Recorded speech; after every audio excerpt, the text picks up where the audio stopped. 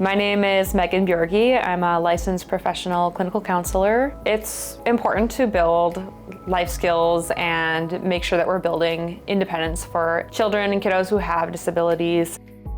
When you're working with children, you want to make sure that you have a good understanding of things that they really like, things that they view as a strength that they have. So if they're really friendly or social, you may incorporate other peers. If they are learning a new skill and they're feeling really confident about it, we may build on those. Or even you can use interests, things that they really like. So if Paw Patrol is their favorite show, you may choose characters from Paw Patrol to use as examples for when you're teaching some of those new skills. So every child obviously has different levels of abilities, things that they're good at, things that are harder for them. So another important thing to remember is that when we are wanting to build on skills, that we are meeting them where they're at and starting with the abilities that they do have and building on those.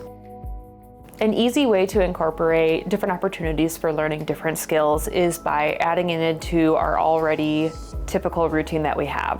So we have our morning routines, we have our night routines, we have eating routines, lots of different opportunities where we can just build that into the day. So what that could be would be providing an opportunity for a child to set the table, or it could be your child brush their teeth or go and pick out their PJs, and have a couple of different types of things where they are the one who is practicing and getting to make a choice on what they are doing during those routines. Another thing that you can do to help build independence and work it into their day is just by modeling different skills. An example of that would be walking through the different steps and narrating out loud what you're doing as you're doing it. So when you're putting on clothes for the day, you might say, I'm gonna start with my shirt and my pants, then I have to do socks, and then my shoes.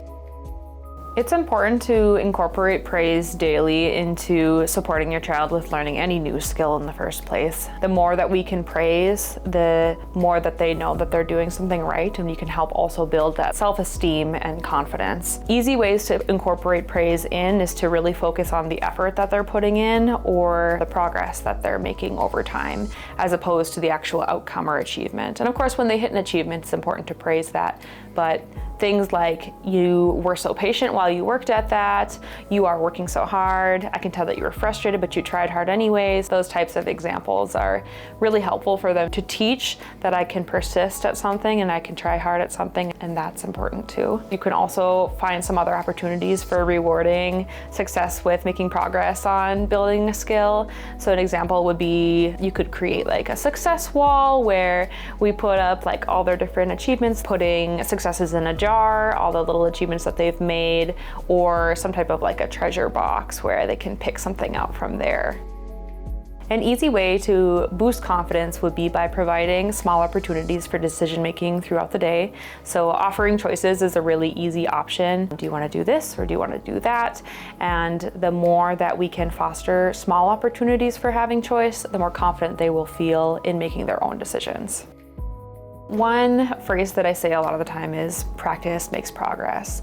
And what I like about that phrasing is that it really kind of builds in the growth mindset of we can work hard at something and that still shows growth over time, and helps to, again, reinforce and foster building confidence and persisting at something even if it's hard, or feeling confident about making small successes.